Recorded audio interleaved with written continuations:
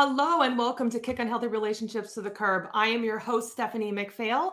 My good friend Steve is not able to make it today. He lost his voice. I can't ever understand why. He's always doing such wonderful work. So he's out there in the trenches doing great things. So he's taking the day off to let his voice rest. Hopefully we'll have him next week. But I will be here as the host today, but I'm really excited to introduce our guest for today's episode of Kicking Healthy Relationships to the Curb. We're going to be talking to Stacey Hall. She's coached thousands of entrepreneurs on how to attract sales, satisfaction, and success. She's a best-selling author, a TEDx presenter, and a leading social media marketing expert.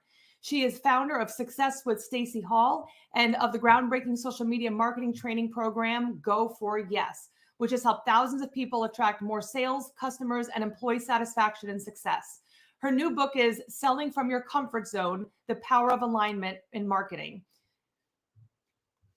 Welcome, Stacey Hall. Welcome to the group. So good to have you on today. It's very wonderful to be with you, Stephanie. Thanks for the invitation.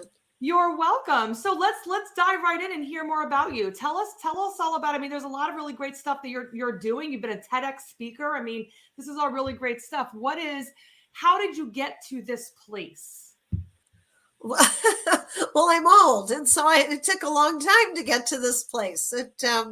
I would say, all kidding aside, my focus has always been on being able to help others be able to be successful. So the first half of my career, I worked in corporate America. I have degrees in marketing, advertising, radio and television production, and public relations. Mm-hmm. And I did all those things for corporate America. Budget Rent-A-Car Corporation, I was manager of marketing for the United States and Canada. Federal Express, I headed up 17 states of marketing.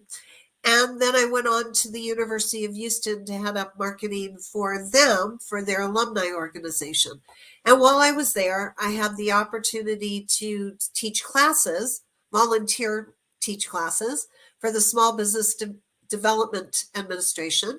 And I fell in love with entrepreneurs. And I saw that they were being taught things they didn't need to learn in order to open their doors and start serving an audience right away.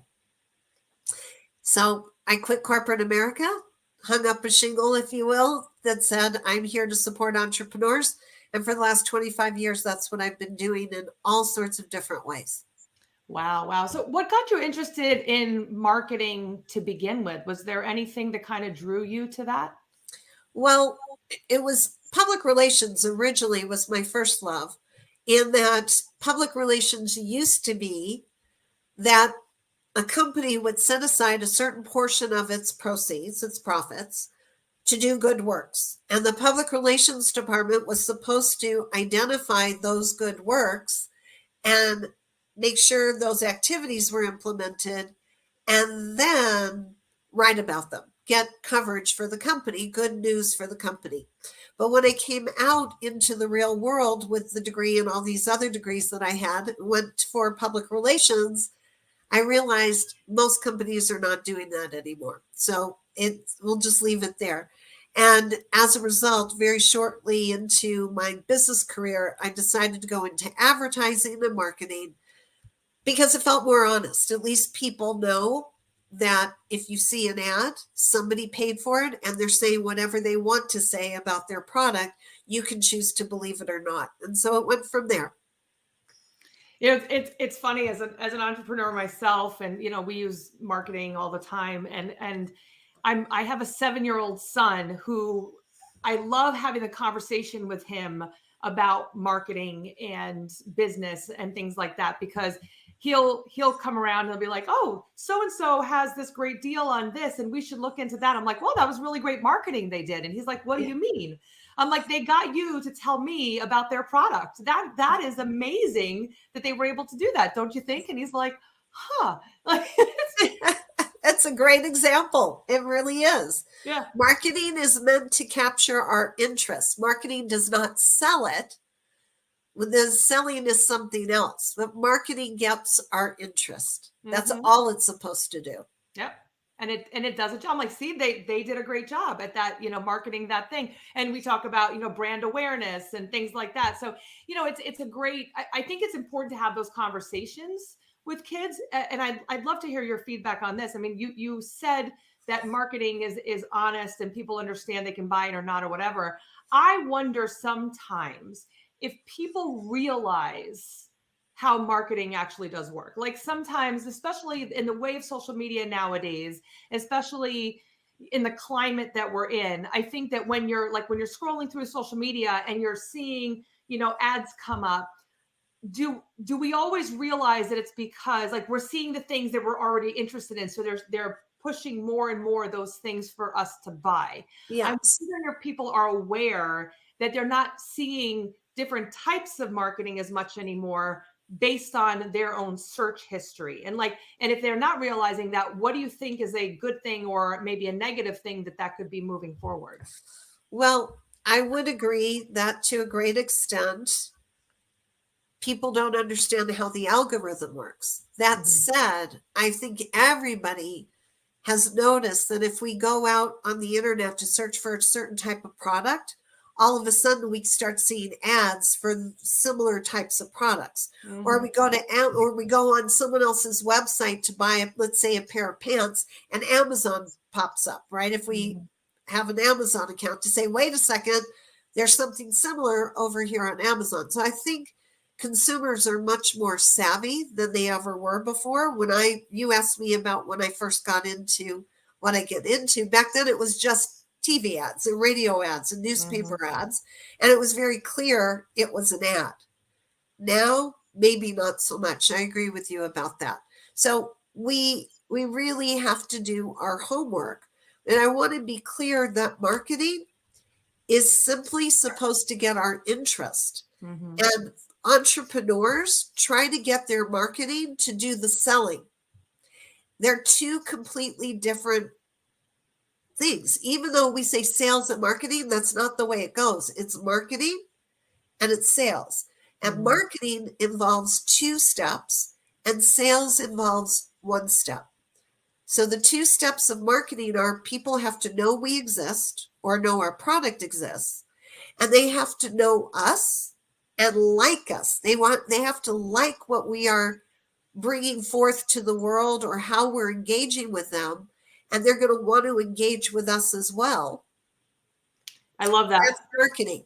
Marketing is now engagement, just relationship building. Selling cannot happen till the relationship turns into trust. So that goes back to what you were talking about, is we must all do our homework to make sure that who we're about to buy from is trustworthy. And there's lots of different ways that we can evaluate that, not just how the person makes us feel, but also how their site looks, how fast do they respond, what are the customer testimonials that are out there about it. So when an entrepreneur attempts to sell something in a Facebook post or in a Facebook reel, they're bypassing the like and engagement factor, and they're going straight to the sell. And then they wonder why nobody's interested, because they don't like us enough yet to want to figure out if they want to trust us. And it's interesting that you went in that direction from, like, you've wanted to help people. And so, it's almost like, trying to think of how to say it the right way, but like this help before now. So I have a question about one of the things that really kind of caught my eye when you and I first started talking was that one of the things that you talk about is selling from your comfort zone. And I'd love to hear more about what you mean by that, because oftentimes I get out to change things isn't a healthy place. Like, how do you mean? I'd love to hear more about, being from your comfort zone. Tell us more about what you mean by that. Okay. Well, first off, I could have written a book called Living from Your Comfort Zone, because this is how important it is to me. When I decided that I would stay focused in the sales arena, because so many sales professionals either in corporate America or corporate the world, or in network marketing MLM businesses, are told that the reason they're not making sales is because they have to get out of their comfort zone. And that is the exact way to not make sales, to be somebody we're not, to talk to people we have nothing in common with, to do spammy, pushy activities is exactly not the way to make sales. Our comfort zone is not our lazy zone.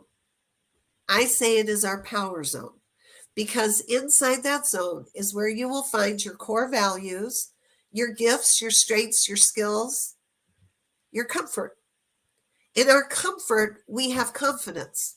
In any of these, we find our confidence.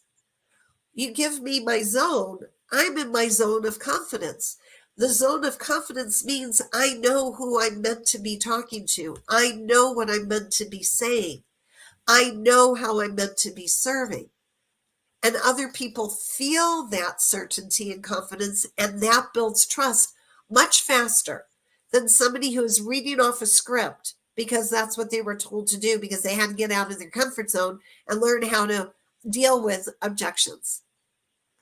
Yeah, and I love that you explained it that way and shared that, because as someone myself who came from education and then started a business from there, I knew nothing about sales. And so I really asked for help to try to get some education about sales. And I can say that I mostly learned from men, and the things I was learning from them was not comfortable for me at all. I'm like, I feel like I'm pushy. I don't feel like I like this.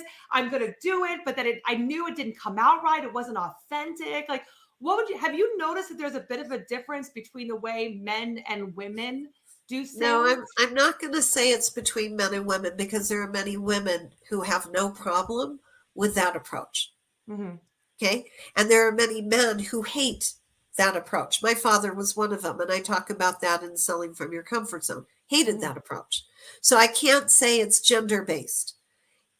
There are some people who are competitive and they see business as a contest to win. And they're perfectly comfortable using tactics that other people would say are pushy and assertive. That's their comfort zone.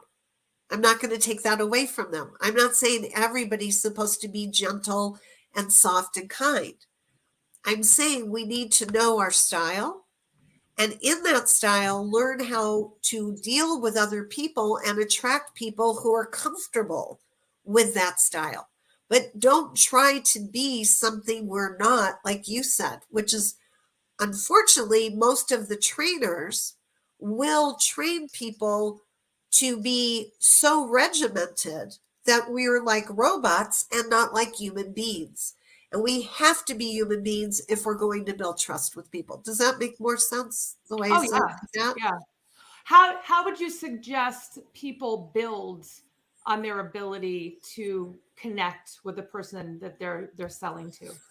Okay, great question. So the first is, we have to be ourselves. If we're selling something, then we have to be where we would want to find information if we were in the position to want to buy that. So, for example, if you're an entrepreneur and you are selling coaching services, where would you go to find out about coaching services? Would you be on Facebook asking friends? Would you go to YouTube and watch videos of other coaches? Would you be on LinkedIn to meet coaches? See, too often we try to put ourselves in the place where other people would go. And first we have to know what would be comfortable for me. Where would I want to meet people? For some people, it's not comfortable being on social media at all. Mm-hmm. They still love the belly to belly, face to face meetings of network marketing events. Okay. I mean, not network marketing events, networking events. So first, we need to put ourselves where we would feel most comfortable and trust that there are other people who are like us who are going to be there too. And then we want to find out, we want to ask more questions. rather than pitching first. Questions to find out about people who match our audience profile. So knowing who is our audience. My audience is primarily women who are entrepreneurs, who want to get out beyond social media marketing, and they want to get paid to speak. They want to be on podcasts. They want to get paid for blogging, and they want to have their own webinars and courses. That's my audience. So for me, I'm going to be meeting them in two places, mostly on Facebook in coaches and authors groups, and also on LinkedIn, because there's a lot of coaches and consultants and authors on LinkedIn. And that's where I started my career originally, in those two places. And I'm going to start making friends and finding out why they're coaches. What do they love about coaching? What do they want to do with their coaching? Why did they write a book? What do they plan to do now that their book is written? Or if it isn't written, what are they going to do? I'm asking far more questions to build relationship than I am saying anything about myself at the beginning. When they start asking me questions about me, now I know we're starting to build relationship, and soon it will build trust. And then I can offer whatever it is that I'm selling, which is services to help entrepreneurs become wisdompreneurs and get paid for what comes out of their mouth, basically monetizing their message. So what would, oh, and by the way, this is Stephanie McPhail. This is Stacey Hall. She is our guest today on Kicking Healthy Relationships to the Curb. I wonder, for someone who's watching this, and you know, sometimes people get kind of an ick feeling when it comes to sales. What would you say to someone that has that discomfort when talking about sales? Because I know for me, I had to have a shift, and now I have a completely different opinion on it. But when I first started, especially, I think there was some of my own work that I had to do based on past experiences that I had had with sales. What would you say to someone that kind of has that ick factor when it comes to sales? And I love that, because I hear that all the time. Stacey, you've removed the ick factor of selling. Okay, the first is remove the old definition of selling and replace it with selling is just an exchange. It's an exchange of a good for money. That's it. To have that happen, we need to build trust. So if somebody is selling something, where we're meant to be putting our attention is, how can I be trustworthy enough for someone to want to buy what I'm selling? That's the shift. How do I show up as trustworthy? And how do I show up as trustworthy is, am I putting out information or am I putting out ads? Information teaches people something on how to resolve a problem they have. Ads are simply promoting the product or the workshop or the seminar or the book. Am I putting out information or am I just putting out ads? Okay, we want to become wisdompreneurs, not product pushers. The more wisdom we put out, the more valuable information to our audience we share, the more trust they have that we really care about the problem they have. And when they believe that we care, they will ask us, how do I get what you're selling? And I agree, and I love that you share that. I think for me too, I had to really start to think that the more sales that we make, the more people are helped. So whatever things we have to get out of our own way for, it's important to do that in order to help more people. We can't help people if they're not making changes. And you know, when we know we have a great product that can help them feel better and do better, it's like, you want to figure out whatever way you can to get them the product that they need, the service that they need in order to feel better. Yes, absolutely. So take the emphasis off of what am I going to sell and put it on how am I going to show up as trustworthy for my audience. Mm-hmm. Love it. So you're the go for yes gal. I love that's what it is. So tell us a little bit about what you mean by that. Well, I have a program that everybody can have for literally $1. I've made it so that anybody can have access to it. It's 5 videos. And in that, I'm teaching people how to stop going for the no, because that's the traditional sales approach. The more no's you get, the closer you are to a yes. It's like, no, that is not correct. The more no's you're getting, it's telling you you're using the wrong approach or you're in the wrong place. I mean, like that's just common sense. So the fact that we've been allowed ourselves to be taught that nonsense is ludicrous to me. And the other part about no, the word itself, which I do my best to not use most of the time, it's very debilitating to the mind. The more we hear no, the less confidence we have, no matter what it's about. It robs us of our confidence. So I have a mission that people will learn how to go for yes. And in my 5-video series, I teach how to identify who is your real ideal audience, what to say to them, and where to meet them so you can say it to them. It's that easy, and it really is the alignment marketing formula. I'm just, in the video series, I call it going for the yes. So your program, you're mostly online then, it sounds like. Everything is online at this point. I do everything from the comfort of my office, either at home or if I'm traveling, wherever I'm traveling from. Yes.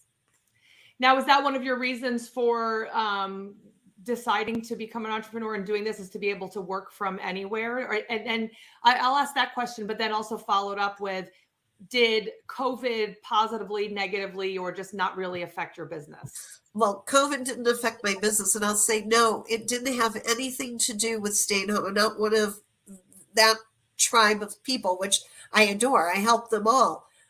It really came down to the difference between serving corporate America, because that's where I live, and serving all the entrepreneurs who left the corporate world to be able to have the freedom of business.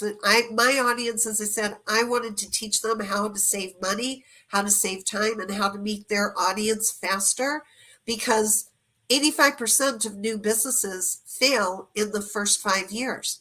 We have to change that statistic. I'm doing my best to do that.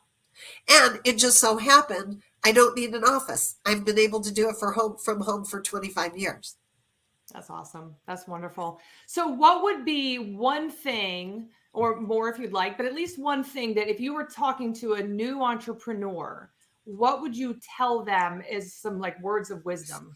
Okay, well, I do this all day long. I did it this morning. Do you know who your ideal audience is? And the person this morning said to me, yeah, they want better health. And I said, wait a second.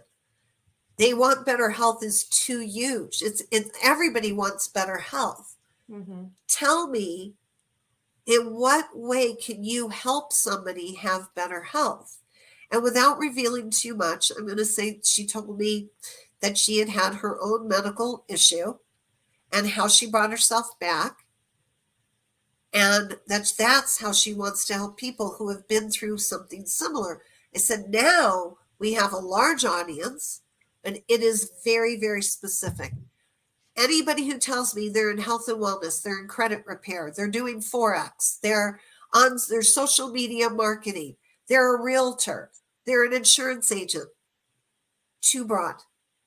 First thing is, can you tell me why you're doing this? Give me something personal about you, because human beings are not all that different. And if you did something for a particular reason, other people would do it for that same reason.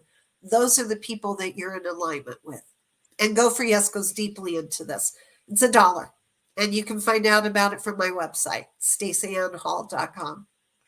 That's it. See, so anybody who's watching, I definitely recommend to go over to Stacey and go check that out. That's one of the scary things. Say, down, is that you, in order to help people, you have to be very specific with who you're talking to. So this is great to really have this available. I'm so glad. And as I said, for $1, and you get 2 weeks of group coaching with me as well for no additional charge. It's all included. Why? Because I want people to get to know me, like me, and trust me. And if they want to do more with me after that, they can. If not, we cancel and we go our separate ways. That's awesome. That is so wonderful. Well, Stacey, thank you so much for coming on today. Just let's put back on again social medias for Stacey. Just tell us one more time how to get a hold of you, Stacey. The best way, all my sites is from my website, StaceyAnnHall.com. Stacey, StaceyAnnNHall.com. Awesome. Well, thank you again, Stacey, for coming on and hanging out with us today. Really, really great information for those of you who are entrepreneurs yourself, or even just out there. I mean, I think it's really important, like we started this whole thing off with, is knowing about what's going on, knowing about marketing, knowing about what entrepreneurs are doing and how they're sharing all the great gifts that they have. So definitely, if you are a new entrepreneur, go check out Stacey's website, go check out her book, and get that support that you need. And next week, we'll be coming back, hopefully with Steve, with another wonderful guest. So thank you for tuning in, everybody. Stacey, thank you again for coming and hanging out with us. And we'll see all of you next week. Have a great week, everybody.